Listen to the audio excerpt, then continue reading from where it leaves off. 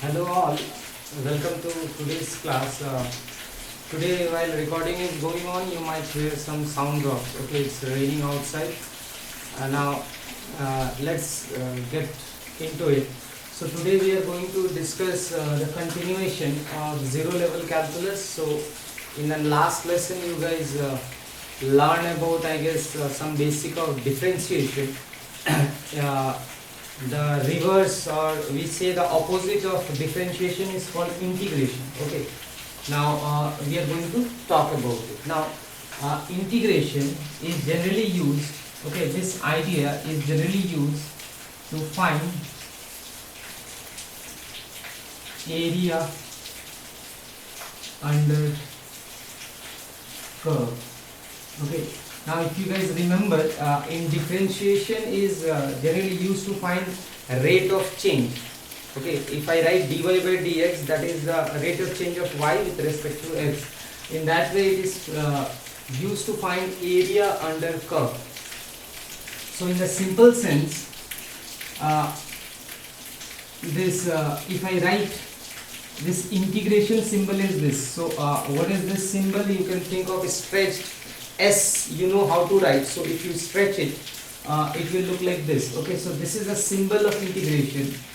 Let me write fx dx, and let me write x1 x2. So if you see this, then this symbol is integration. This is called lower limit. X1 is lower limit, x2 is upper limit. Okay, this is upper limit. So this whole thing will be called as integration of fx. Okay, function of x. Fx means function of x with respect to x. Okay, dx is counted as, so this is the symbol of integration of function fx with respect to x. Now we'll try to understand a bit about this. Okay, what is the meaning of it? So you guys are familiar with the concept of function. Suppose y is the function of x, you guys know that it may means anything. Okay, x square or whatever. Now, so this whole idea, since we said that it is used to find area under the curve, so this whole idea can be represented. If I plot, suppose this side is y, which is nothing but function of x, and this side is x, and let us say that we have some function like this. Okay, this is y equal to fx. So this is, let us say, x1, this is say x2. So this integration, what I have written here,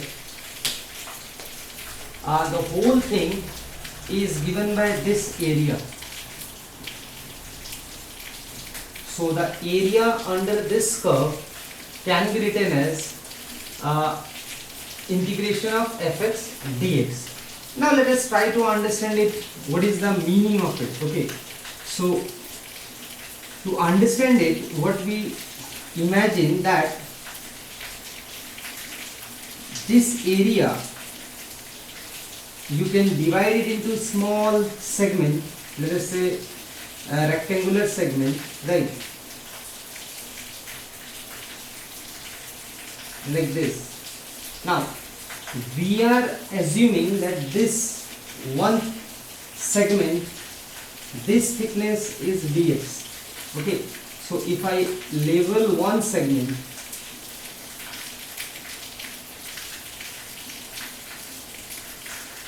let us say this is height y and this is dx. So area of this shaded thing approximately, okay, is going to be fx dx, right? So why it's happening, try to see that. So again, let us assume that this side we are plotting fx or y, and this side we are plotting x. So this the area of this small rectangle I am assuming, let us say this is fx. Okay, since we are plotting this side, so length is fx and this is dx. So now if I want to find area of the whole thing extending from x1 to x2, so you have to understand that you need to add these areas, right? So you will add area of this. So in general, if I add this, okay, so this, when I put this symbol, that means I am adding the areas ranging from x1 to x2. That is the meaning of it. Okay, so try to understand it in a curve. Now this curve, this area can be made very smaller by choosing this dx to be very smaller. Okay, now so one region has area, this is the length fx and this is the width, right? So if I am adding, I need to find the area of entire thing. So this some sort of this symbol will put, and will put the limit from x1 to x2. So that is the meaning of this thing, this thing, and this is the lower limit from where it starts, and this is the upper limit where it's finished. Okay, now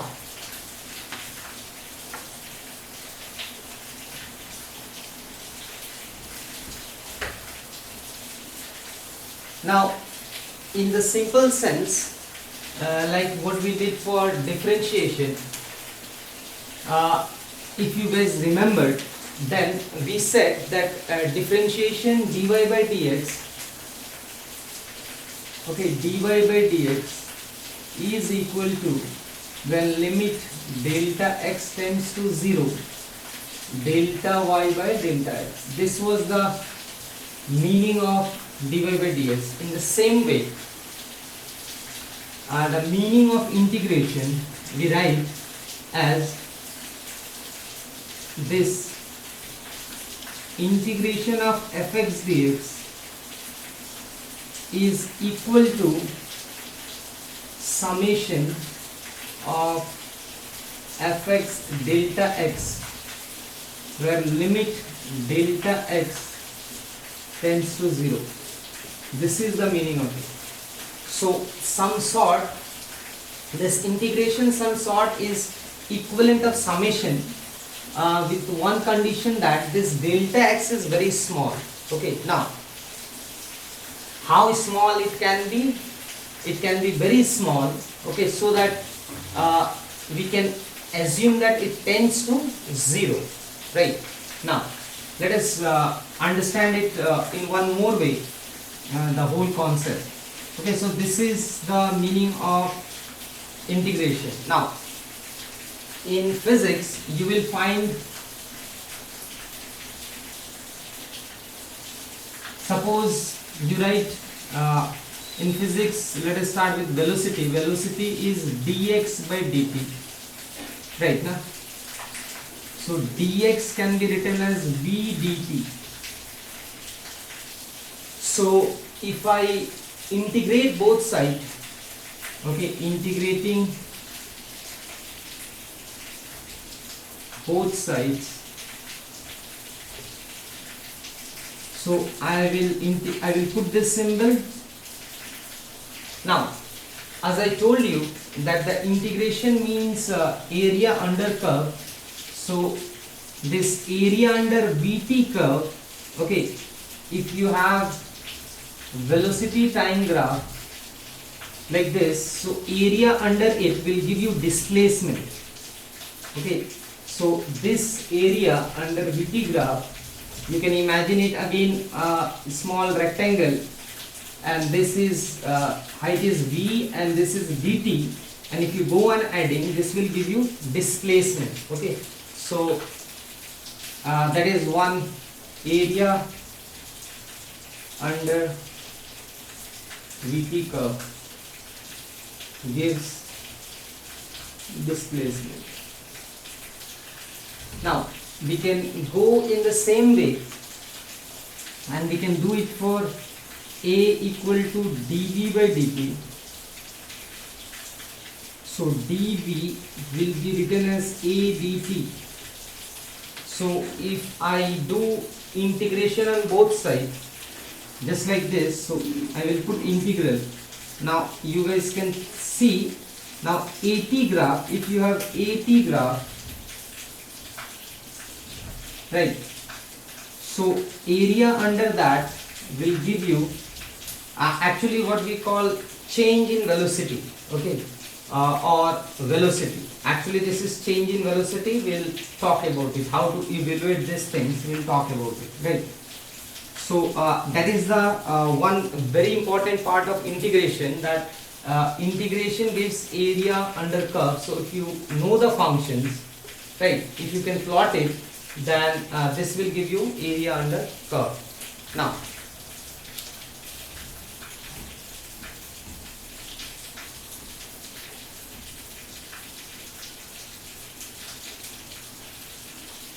Now let us take one simplest example and start means understanding the symbols better. So suppose I have a rod, and this rod has length L.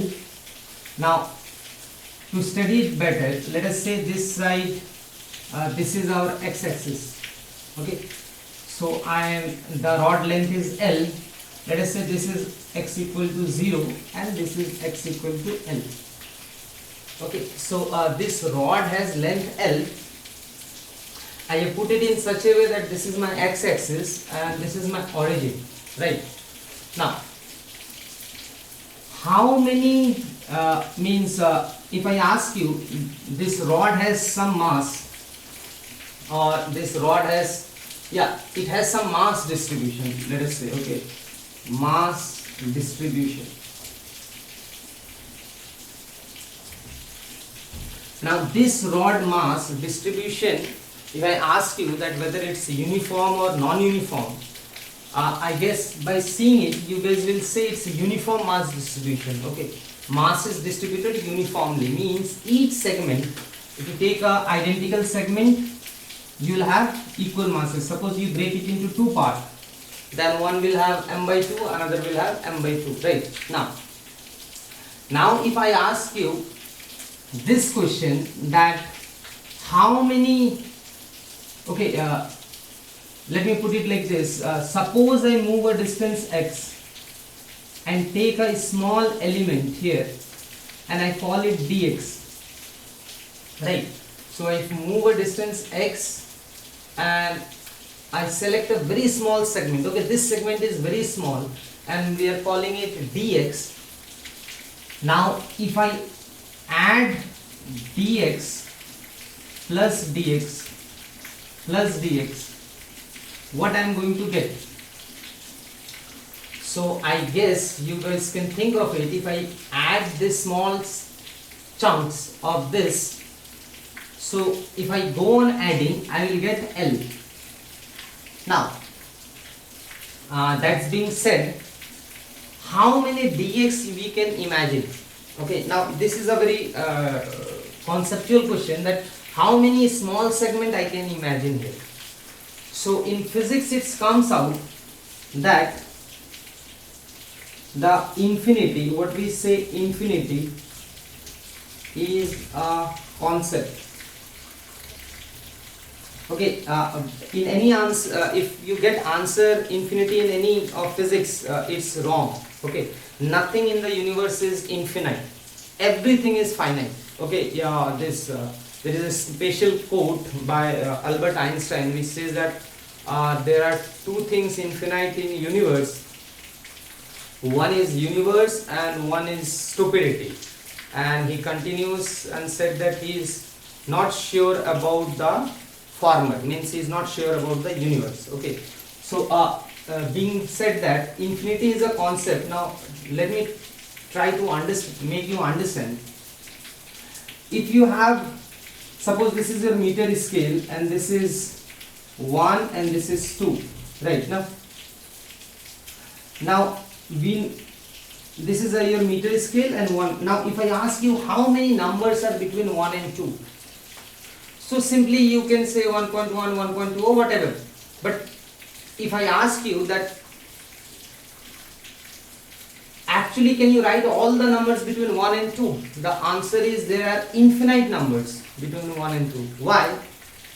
The reason being, if I go from here to here, you may say 1.1, right? Now, so then I can write 1.11, I can write 1.12 and 1.13, and I can make more small division. Okay, I can start with, let us say, 1.0001.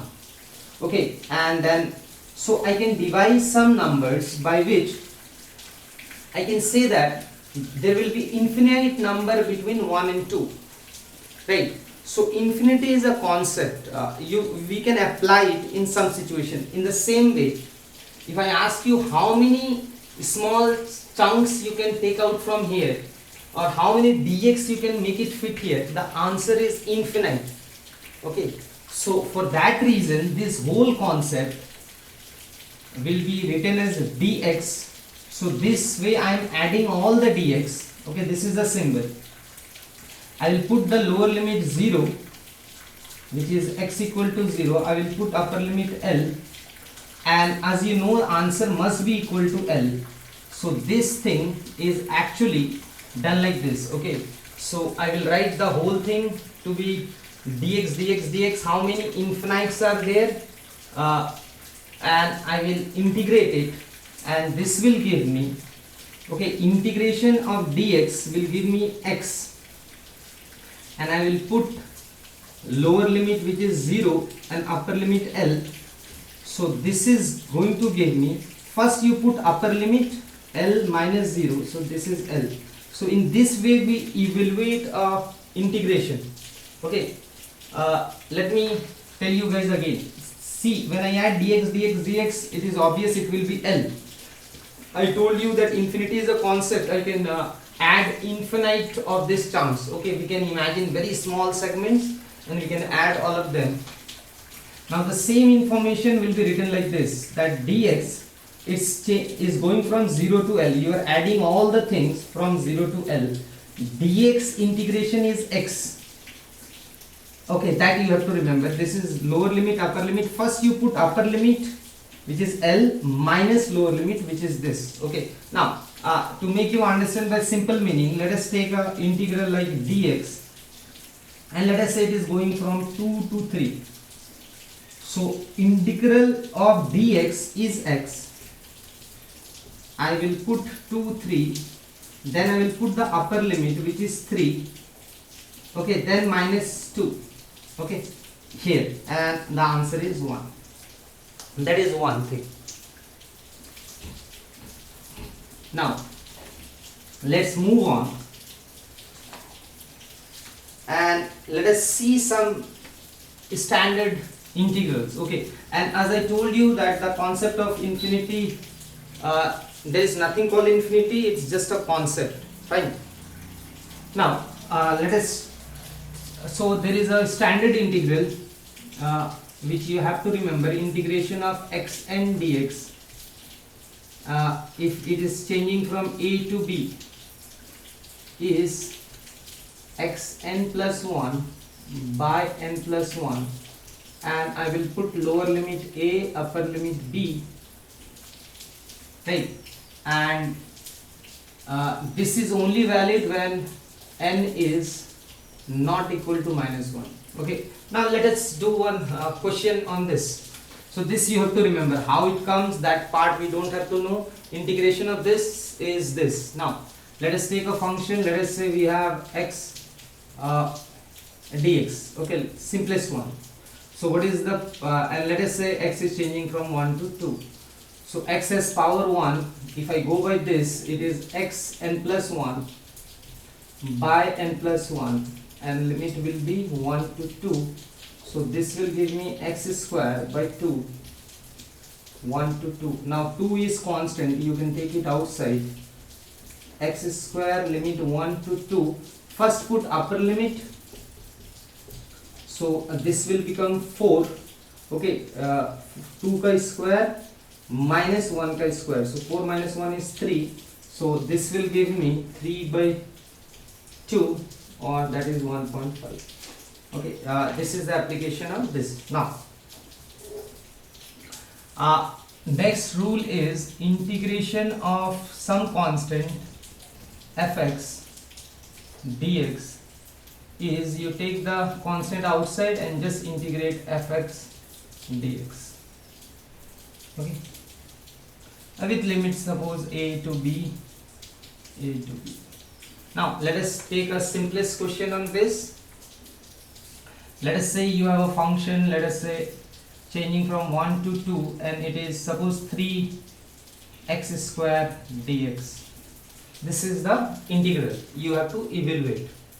Now what you will do, you will take the constant outside, you will write the function as it is x square dx 1 to 2, then you go back to the same thing, n is 2 here, so this one will give me x3 by 3, 1 to 2, 3 is constant, it will come out, so it is 3 by 3, x cube 1 to 2, this is 1, and 2 cube minus 1 cube, so this is 8 minus 1, so answer will be 7, right? Now let's move on. I will just give you 2 more formulas, that's all. Now integration of sin x dx between a to b is minus cos x between a to b, and integration of a to b cos x is sin x a to b. Now I will not add any more than this. Let us do a question on this one. So I have an integral of sin x dx, and let us say it is changing from 0 to pi by 2. Okay, you know that pi by 2 means 90 degree. Okay, now so sin x ka integration is minus cos x. I will put the limit. Now just for convenience I will take the minus outside, so cos x 0 to pi by 2. First I will put the upper limit, so this will be minus cos pi by 2 minus cos 0, cos pi by 2, cos 90 is 0, cos 0 is 1, so there is, so this will be 1. Okay, now you guys can do one as your exercise, that I am giving you to do this, that suppose this is pi by 3 to pi. Okay, try to do it this one by yourself. Now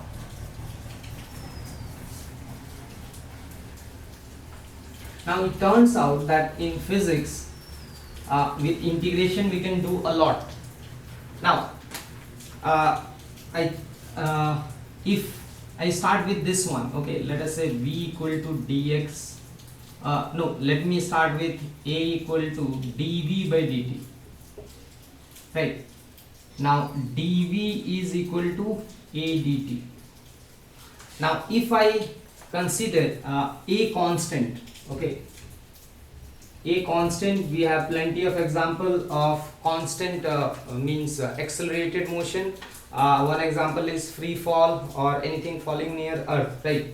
Now so if I consider x is constant, and let us say one particle start with velocity u, and after some time it has velocity v, and it is moving with acceleration a, which is constant. So it start with initial velocity at t equal to 0, it start with this, at time t its velocity is this. Now if I integrate both sides, okay, integrating both sides,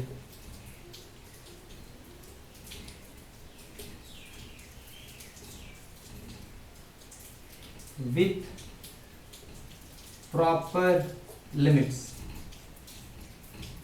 So how velocity is changing from here to here? Velocity is changing from u to v, and this side a is constant, time is changing from 0 to t. Now what will be integration of dx? Dx ka integration is x, or dv ka integration will be v, and this will be u and this is v, and this side a is constant, I will take it out. This is dt 0 to t. Now if you guys have followed, then this side will be upper limit minus lower limit, so this side will be v minus u equal to this side a.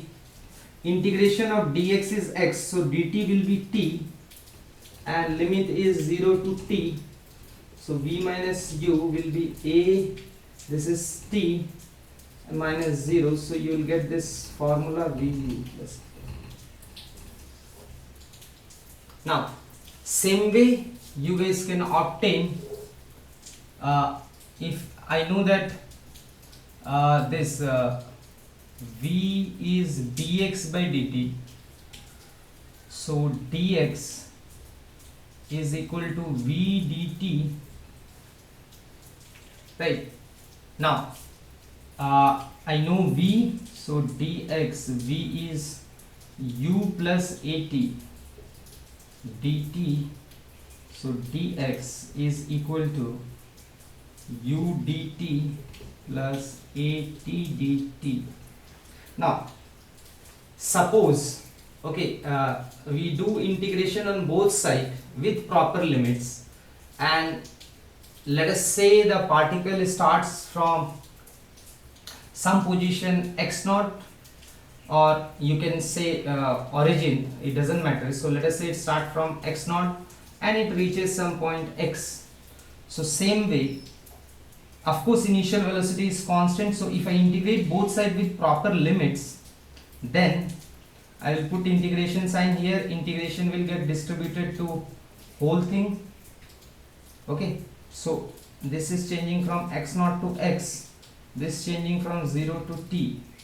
You open this integral and prove that x will be equal to x naught plus ut plus half at square. You should get this. Okay, so I am leaving this to you guys to do the thing. Now you will find out that one example, with that I will end. If you guys remember from vectors, work done is f dot s, or work done is written as fs cos theta, but theta is the angle between f and s. Now this formula can be only used when f is constant. If force is variable, one example of variable force is a spring force. Okay, force can change, so in that case work done, correct formula is f dot dr. Okay, because force can also change, so this is the correct representation of the work done formula, which you guys will learn in work power energy. Now this is the, I will not say complete integration, but this is that much you have to know. And as I told you, it has two concepts. It is used to find area under curve, and it is opposite of differentiation. Okay, now I will use it in future, and whenever I use, I will mention these things. Okay, so thank you. I will see you in